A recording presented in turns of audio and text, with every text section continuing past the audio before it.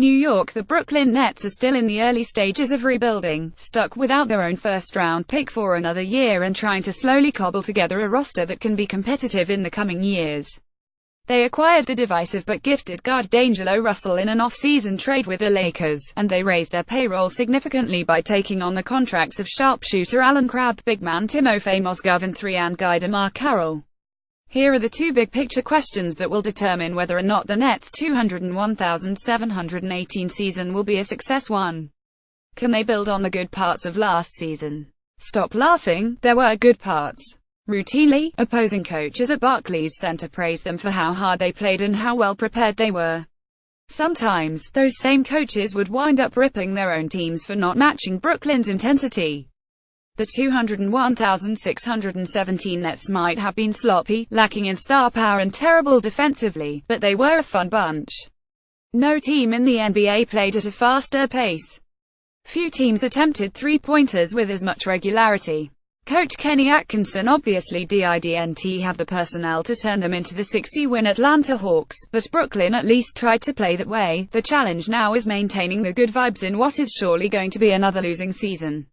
Brook Lopez, their best player and the adult in the locker rooms, was traded to Disneyland in the move that brought in Russell and Mozgov. Nobody knows how Jeremy Lin and Russell will work together.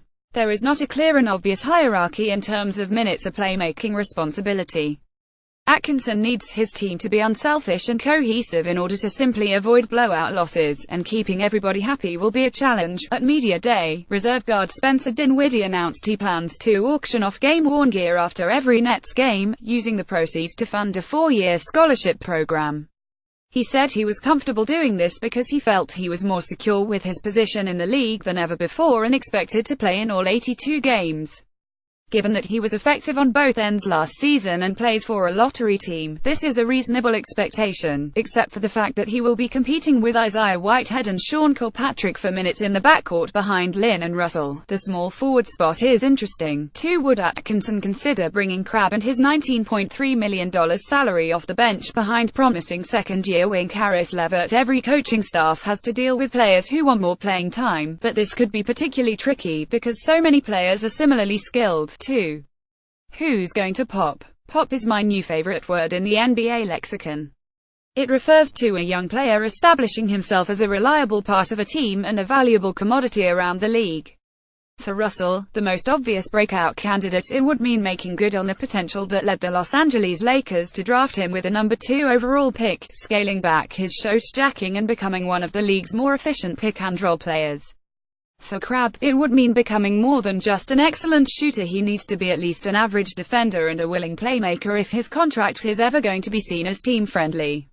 If there is an exciting part of being a Nets fan, it's that there are a bunch of unknowns here. Maybe Rondi Hollis Jefferson can find his niche as a playmaking 4. Maybe rookie Jarrett Allen can be the next Clint Capella. Maybe LeVert will be able to create offense out of the pick-and-roll. Maybe Whitehead will fix his jumper and make his frenzied forays to the basket more dangerous.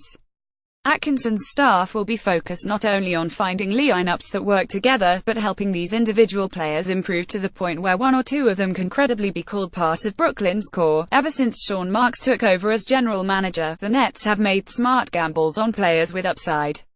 Kilpatrick, his very first signing, is still with the team about 20 months after signing a 10-day contract. Others, like former number 1 overall pick Anthony Bennett, did not last long.